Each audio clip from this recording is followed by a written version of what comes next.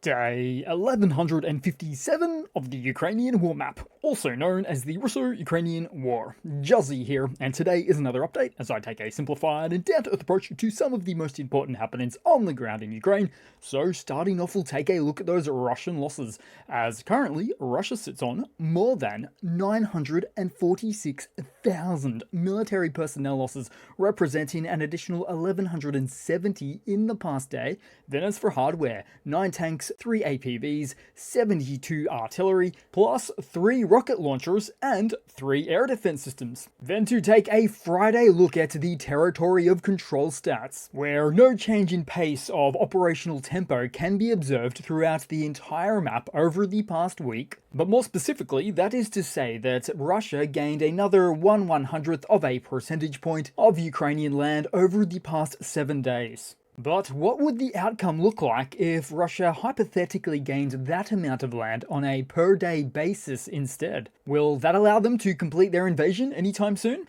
Not really, because, long story short, under those conditions, it would take Russia about 22 years to take all of Ukraine at this alternate reality pace, instead of the current 150 years to achieve this same feat. Now, if Russia was more realistically to be downgrading their obsession for Ukrainian land to the amount that they controlled at the peak of their invasion, roughly equivalent to what's indicated in the green, it would still take a whopping 14 years at this rate to gain back that 7% or so of Ukrainian liberated land. Even then, it's not easy to do, given the likes of the following events, where we move to the map now, inside of Russia as an Su-30 SM fighter jet was destroyed by a fire at the Centralny airfield in Rostov-on-Don. Ukraine's defense intelligence claimed responsibility for the sabotage operation, targeting a key asset of Russia's air force. Sentinel satellite imagery revealed a burn mark on the airfield's tarmac,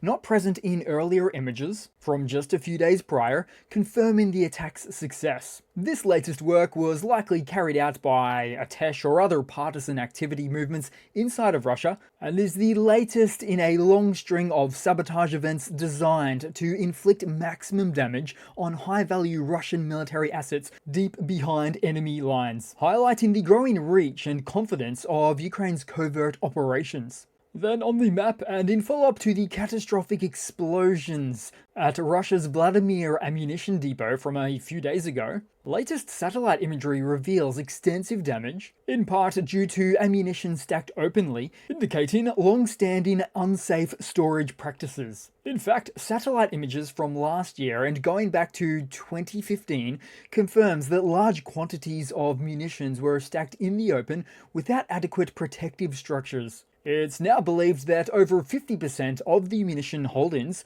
on the site have been irrevocably destroyed. The small sub-depot structures in the image here are called rivetments, or simply bunkers, and are designed to contain explosions, but failed significantly during these blasts. This site, slated for modernization starting in 2014, was a project intended to span several years. However, a 2017 FSB investigation revealed significant embezzlement, with about half of the 1.3 billion rubles allocated for the upgrades stolen. And yet, even though they found that out 8 years ago now, no meaningful corrective action was taken, and unsafe practices continued unchecked. So here we see failures in outdoor storage combined with a failure in security and/or air defense measures, where this incident highlights critical vulnerabilities in Russia's ammunition security protocols, as if their military is stuck in this almost perpetual cycle of negligence, alongside decay and avoidable disaster. Then headed into Touretsk of the main map today, into this direction, as it's an area where Russian efforts are most active right now, with some Russian gains to be seen, and only to be seen today, across the expansive front line, where an expansion occurred at Kalinova, already held by Russia but expanded just beyond, and then just adjacent to this front, expanding their footprint into, or up to, Tarasivka. And generally speaking, this comes after Russia deployed nuclear forces servicemen in the region who made an appearance as assault infantry that were recruited from the 12th Main Directorate of the Ministry of Defense, which is responsible for guarding nuclear warheads and other nuclear facilities. Noting that this update was reported a while ago, back on March 15, so it's not directly relevant now, as those fighters are probably long gone by this point. Nonetheless, it's an interesting tidbit that speaks to the heights and lengths that the Russian MOD will go to, quite frankly, get a quick resupply of short-term meat, compromising the security of their very own nuclear sites in the process. Then on the map, and slightly beyond this front, where although Russian forces have intensified their offensive operations around the Pokrovsk sector, there's been an ongoing failure of their forces to take substantial ground here.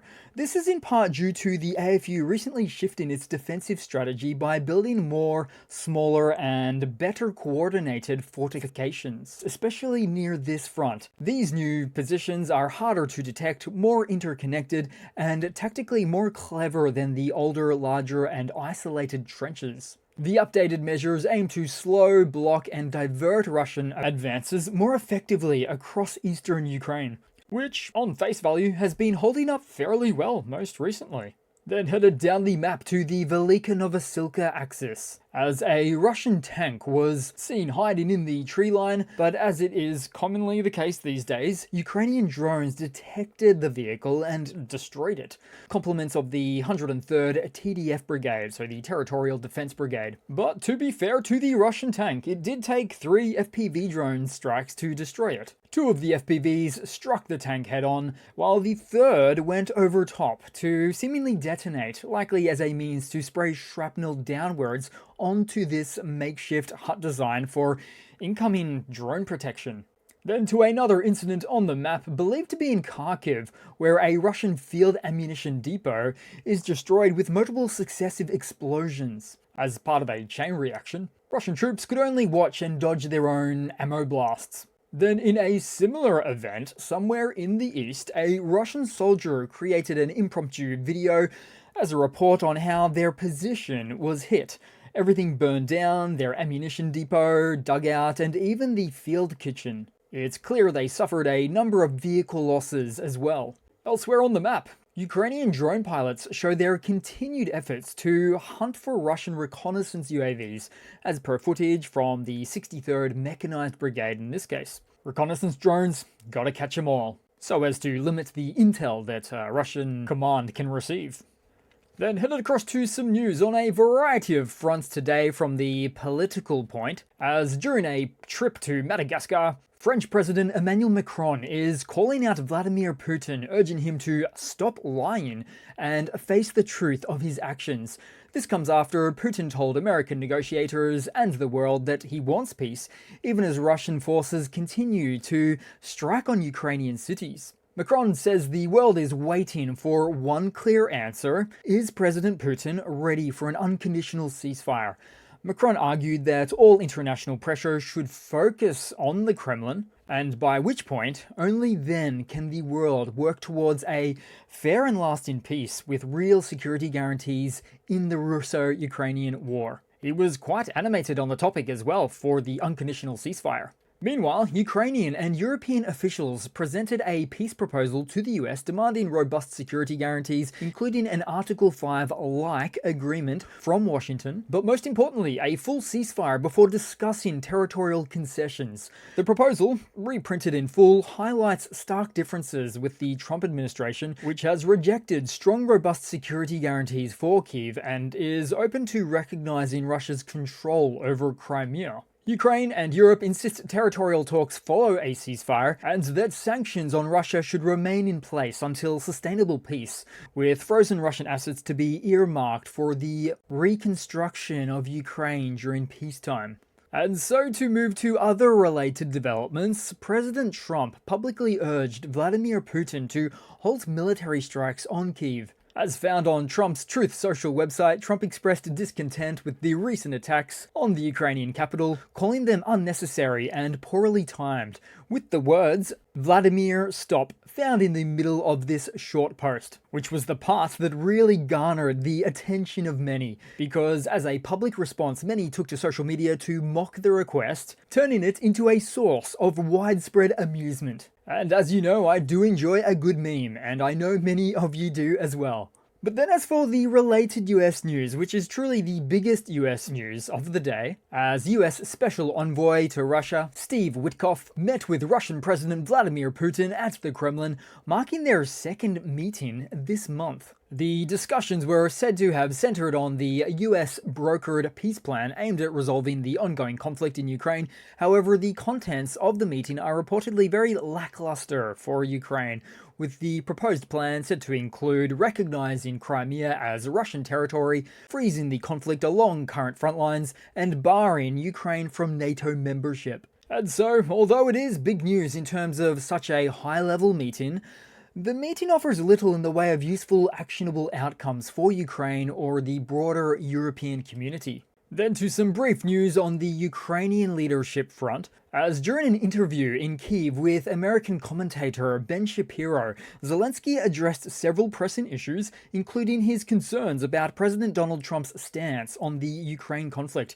He stated that, ultimately, Ukraine as a nation seeks, quote, common understanding that Russia is the aggressor, not Ukraine. It's a comment that is a sobering reminder that even in 2025, such a basic truth still needs to be clarified in international discourse. Then headed across to a bit of a classic funny to round off the video today, guys, for this Friday, as here we go. More high-end Russian military technology that the West can only envy. When your army lacks the sufficient vehicular endowment, this is one of the backup options for your logistical framework. An electric cart. And looking at how this guy is rigged up to the machine, that's gotta get tough on your back. I think I would honestly prefer a donkey. Good thing for Russia, those aren't so much in short supply. Just a marvelous, genius feat of engineering right here. So that's it for today, guys. Thanks again for watching. Please continue to like, comment, subscribe, and I do hope to see all of you guys there in the next one. Cheers!